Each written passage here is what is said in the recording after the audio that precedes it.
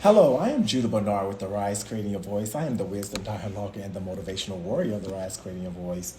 Happy Sunday. I wanted people to come in today. Didn't want to be before you long, but talk about mental health awareness. We know May is Mental Health Awareness Month, and we want to just talk about mental health. I want to be very candid, very sincere about, and have some conversations about mental health awareness. I want us to number one understand that mental health is real. I mean, I don't know any which other way to put that, but mental health is real. For those who don't know, I do have a website, www.therise.live. Also, I do apologize for coming on a little late. My Instagram wasn't working, so I don't know exactly what was going on. So, once again, I am Judah Bernard with the Rise Creating Your Voice, and we are here to talk about, you know what, mental health awareness. And I just want people to understand is how many, okay, Alf, we sent a request to be in your live video, and I'm not sure who this is. And do you want to talk about mental health? F. Weenie, it says closed, so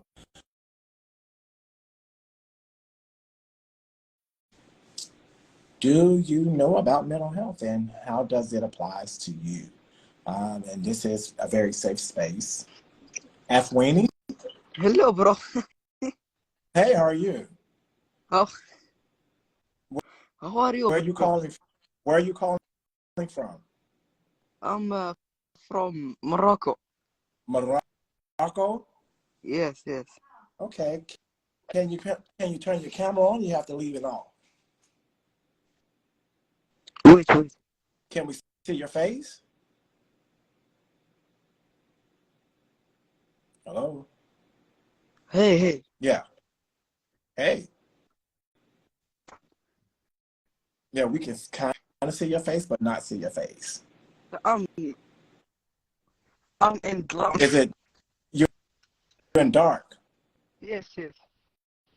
Okay, okay. So, do you know anything about mental health in What are Morocco? you doing? Huh? We're Are talking you about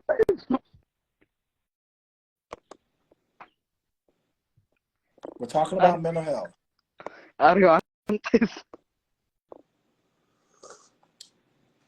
All right, y'all. Let's make sure we come on here and talk about mental health. All right, all right. Let's see who's next.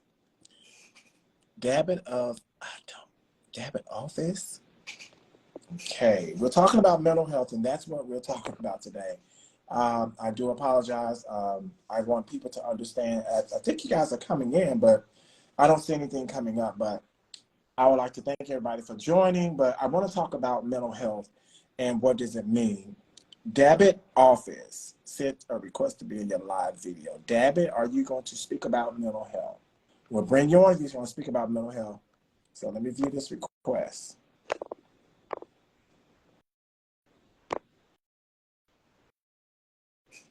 Yes, yes, yes, yes. I haven't even started the subject yet. People are ready to dive in, I guess, about mental health. Okay, David Office join. Hello, where are you calling from?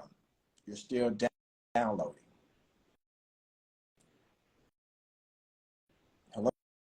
Hello, that person is still downloading.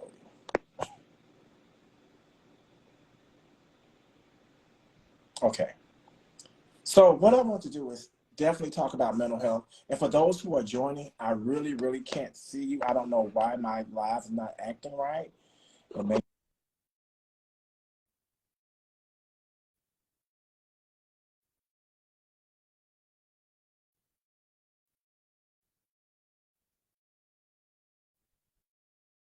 to know. Can you see me now? So I want to definitely put in here about mental health and understanding what does it mean specifically to you. And one thing that we know that naturally we human beings want to move from not knowing to knowledge. And the biggest problem is that sometimes when we don't know, we want to have more knowledge on it. So when we want to move from not knowing how to cure disease to find a cure for the disease, we want to move from not knowing how to look at different things and then figure it out. We want to actually look at solutions before we discuss problems. And I think what we still have to understand in mental health, some people don't know exactly what is going on. And we know this is a natural desire for people to not know things and ought to make us believe that we know something when we do not know it. Sometimes we kind of like try to figure it out and really not knowing all the pieces and pieces of the puzzles to it. So I want people to understand that in their lack of knowledge, it leaves a hole inside of you and you're trying to find out what's actually going on. And you want to fill that hole. That's just like a pothole. You want to keep going over a pothole and knowing that you have the supplies to fill it with. So one thing I really want to talk about is mental health is real. So one thing is for people that may have some issues with exploring mental health or looking at is something really wrong with me? So I want to give you some questions to ponder about, and at least so you can start thinking about what is it that I need in this mental health state, or maybe I'm just going through a situation. Um, Mental health usually relates to trauma, a specific traumatic accident, abuse, different areas of your life can affect you. And I want people to understand that causes that if you don't address it or if you have not addressed it and it still bothers you down the line, it becomes numerative. And I want to use that word operant because basically it keeps building up where you haven't really addressed what is going on. So here are the 12 questions that I have in mind. One question is, most people know that with mental health, it fills you emotionally. You may cry, you may get angry. It's an emotion that you have when you haven't dealt with it. And the one thing is, are you suffering emotionally? And suffering to me means that, okay, I can't get rid of this emotion. Why I keep crying all the time? Maybe I'm crying because something that happens to me back in the day, but then again, do anybody ever think about where do I go to start getting relief? Or do people want relief from suffering emotionally? Or maybe, once again, it's learned behavior that they would like to suffer. And this process, I don't know. I'm giving scenarios only. Not saying that the whole world thinks like this, but understand that something is happening where people are suffering emotionally and don't know where to go to start getting relief. So this is why I want to have this conversation because it's mental health awareness. Be aware of that mind, that brain, that feeling, that suffering, and go and start getting some relief. Another person might think, I can't tell if I have a brain problem or a mind problem. Brain versus mind. Mind is internal. Brain is physical surface kind of thing. So brain in it, another way is like things that happen in the brain. So one thing is, and the thing is people start asking, well, how can I figure that out? It might be my brain or it might be my mind. If it's your mind, it's a mental. If it's something physical, like concussion and brain and things like that, that's something that you have to figure that out. One thing is how you can figure that out. You can go to, get x-rays of your brain. But then again, if you have a mind problem or a mind situation, guess what? You might want to go see a therapist, a psychologist, somebody to move you from, not move, but attempt to dig up whatever it is. And I'm going to disclose something. I was a therapist before, um, and it's hard to dig up. It's hard to get the root of the cause when clients or patients are not sincere about why they really coming to you. Sometimes it's oh, for that right now type of trauma, or they want to say something about the past trauma, but they don't say nothing about it, and they're trying to do the right now. And then by the time that session or the sessions are over, then they want to dig a little bit further. But one thing that I try to tell people, like I did with my therapist, I started from the bottom and worked my way up. So that's something I can give people.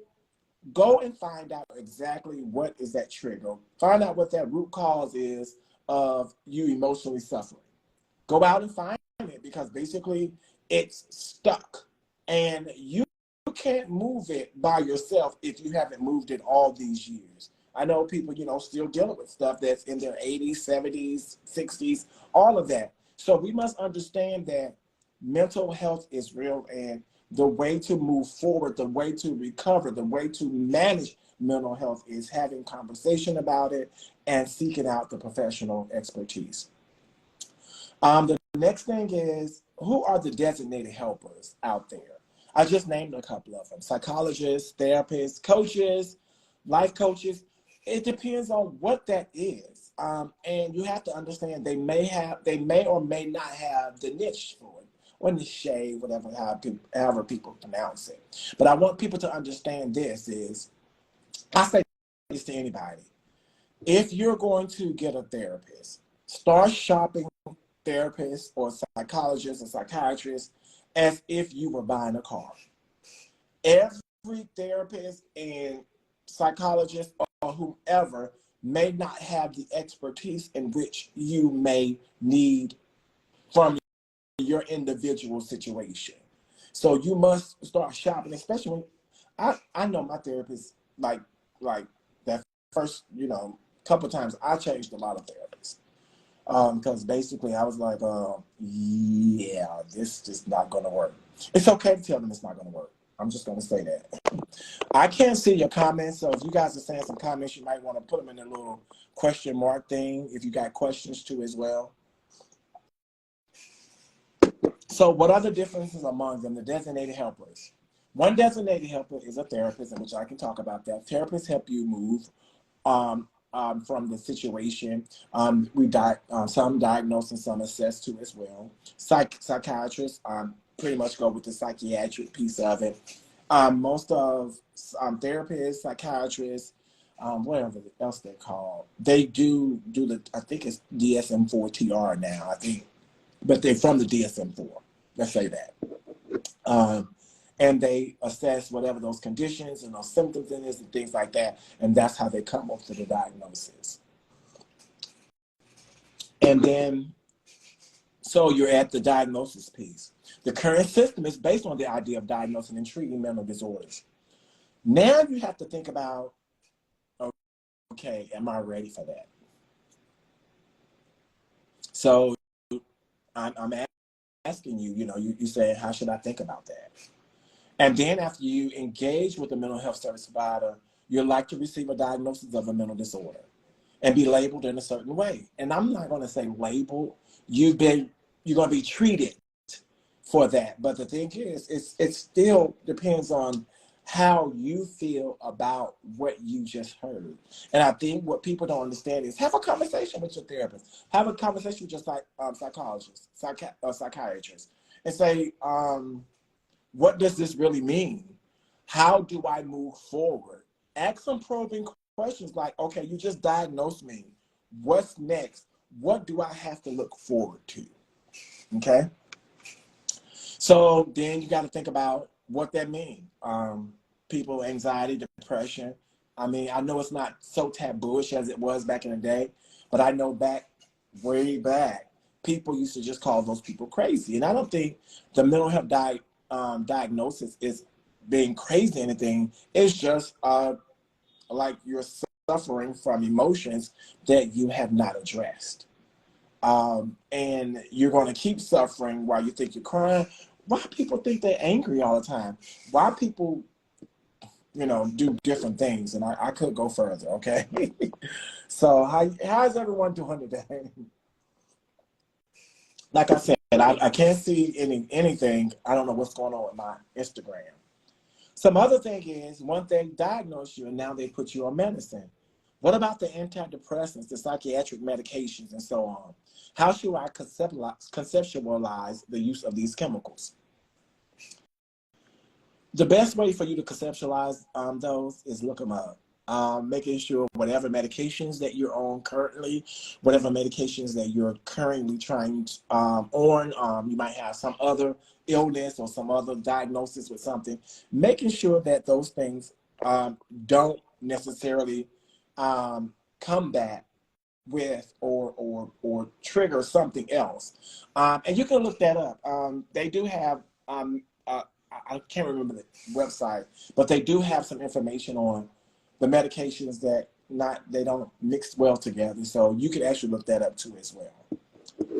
So, given that mental disorders are diagnosed by virtue of the symptoms I present rather than on the basis of underlying causes, how should I think about that? My think is anybody can get a DSM-4, whatever they're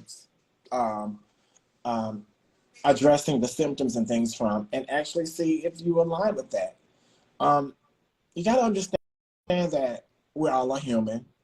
People do make mistakes. Let's say that. I'm not going to say psychiatrists or therapists and anything like that make mistakes. I'm just going to say that people make mistakes. But I think people or yourself need to be more informed about mental health diagnoses, mental health symptoms, and things like that. And if you don't like the diagnosis, you can always go to another person. So, but one thing is, I really, really thank my primary care physician for giving me the opportunity to be my own person in her presence. One thing that I liked about her was I would tell her and she will give me feedback. Then she'll ask me how I felt. So I think that was more inclusive and made me more comfortable in sharing things with her. And I know some people don't ask how you feel because sometimes they are blocked with a lot of clients and they just give you that magic feel good moment and that's it. Yeah, I've had those before. Like some people don't need to, let me just be honest. Some people don't need to be psychiatrists, therapists, and all that stuff too as well. But that's a whole nother topic. But just like I said, all people make mistakes. Even I make mistakes, okay? So what if my circumstance are causing a portion of my emotional pain? How should I think about that? How you doing, Omar? I know you guys are coming in. I'm just seeing them now. What if my circumstances are causing a portion of my emotional pain? You got to think about, will you be able to handle that outside of therapists? And one thing people got to understand that circumstances could be environment. Circumstances could be just different things.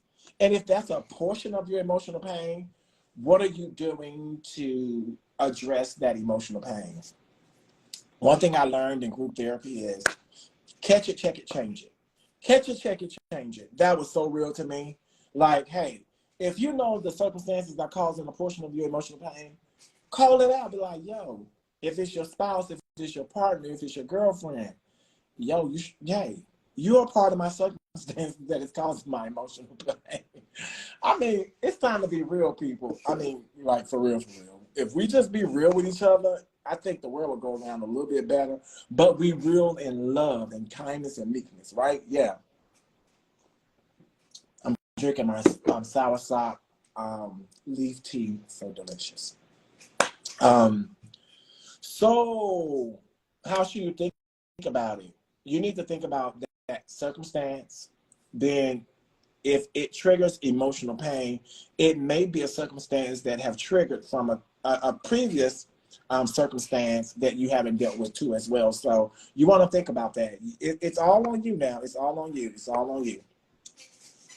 Thank you guys for joining. Like I said, we're talking about mental health awareness, but I'm giving you some questions to kind of start asking yourself. Because some people, let me say this. I was one of them that didn't want to address it. I'm just going to put it out there. I was one of the ones that didn't want to address my mental health. And when I addressed it, I'm much better now. Managing it well, and I want people to understand, what does that mean? That means I'm able to keep moving. I'm able to sustain. I'm able to make sure that I'm resting well, and different things like that. It's a lot of work. Trust me, it's a lot of work. But then again, we have to understand it's our body. So how you plan on managing your body? And that's, I'll drink to that. Another question is, what if my formed personality is causing a portion of my emotional pain? Okay, let me tell y'all something. Because this was one of me. If my formed personality, I had a very different personality. Let's say that, and it was causing some of my emotional pain. So I had to think about what was the pros and the cons of my formed personality, and think about why was it causing me emotional pain, especially if it the way I see it. And that's why I try to tell people, how do you see things within yourself, not other people, but looking in yourself. And that's one big thing that I did, was a whole self-assessment of myself and see what things that I need to do to make sure that it was not causing a portion of my emotional pain. So I always want to think about that. If I don't have much meaning of life purpose in my life, how might my emotional pain be related to that? It's a lot of people, and I'm just going to say that don't have much meaning on life or life purpose in their lives, and they have not addressed that. And it could be, and this is me scenario planning again, that some people just told them, from their parents, I just wish you were never born. Some people might have said, you'll never be nothing in your in you'll never be nothing in life. People, that is a damaging thing for a parent to tell a child. Well, I'm gonna be honest. But then again, we still have to understand, have that parent who tells their child really got through their emotions, got through what emotions they were suffering too as well. So I think still start finding purpose in life and start finding meaning in life. And I think your emotional pain will decrease, and you will see more livelihood in you. First of all, stop all that negative stuff. People be like blowing negative, like boom, negative, negative, dot, dot, dot, negative. I breathe positivity. I continue with positivity. How's everybody doing? And I want people just to understand that positive vibes 24/7 here. So how should I conceptualize good mental health? Good mental health. Let me give you the example of this. If there was a picture in a good mental health encyclopedia, it's probably a picture of me. Let me tell y'all something. One thing is, if you want good mental health, mind your own business. Stop gossiping. Stop telling people your business. Oh my gosh. Pray. Wow. I can go on.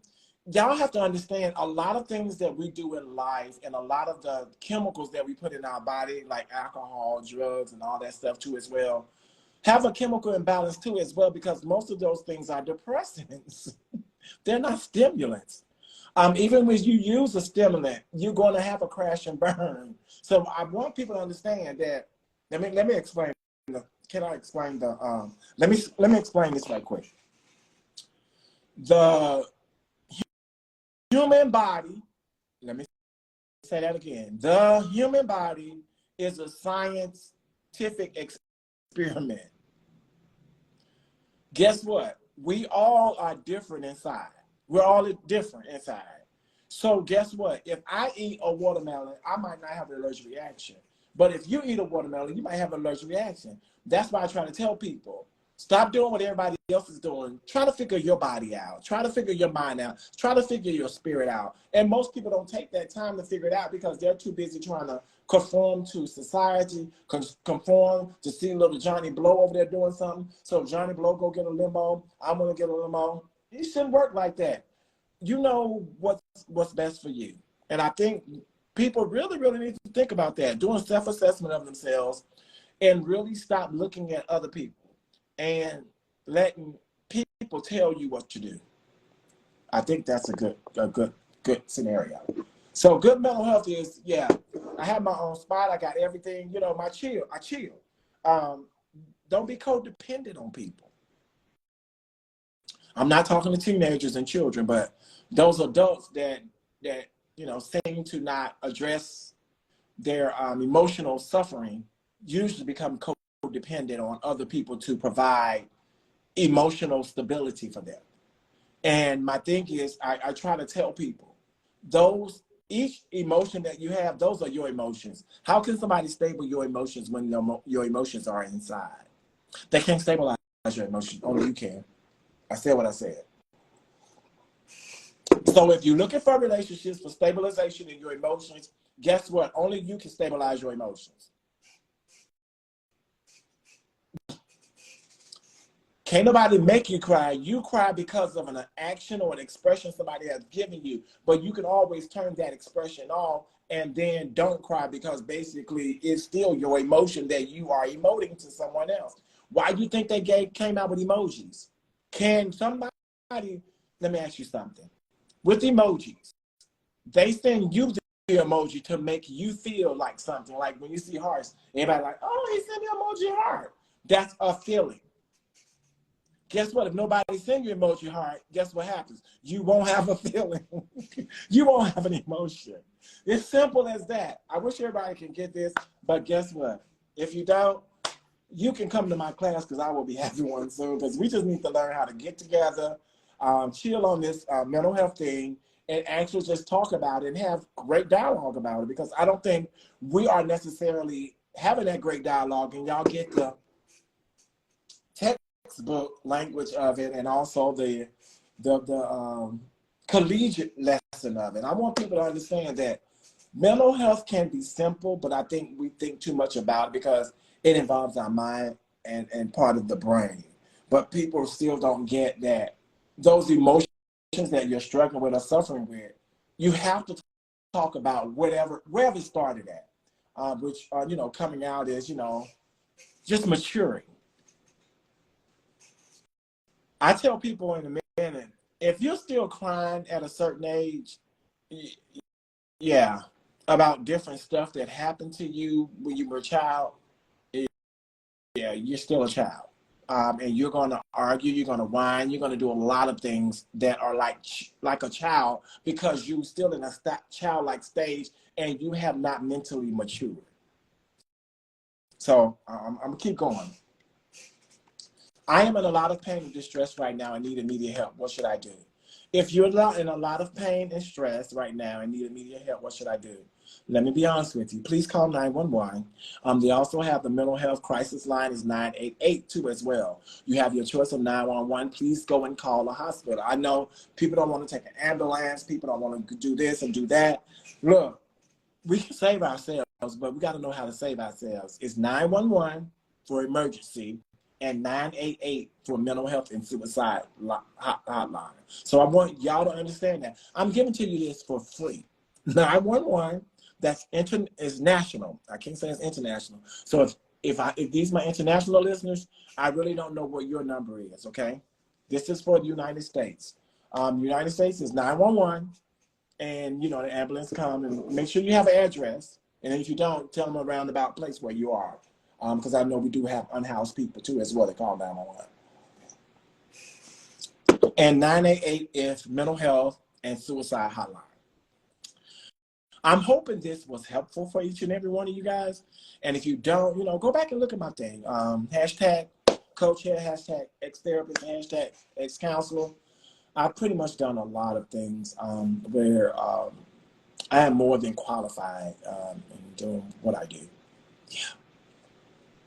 Aren't there any questions out there?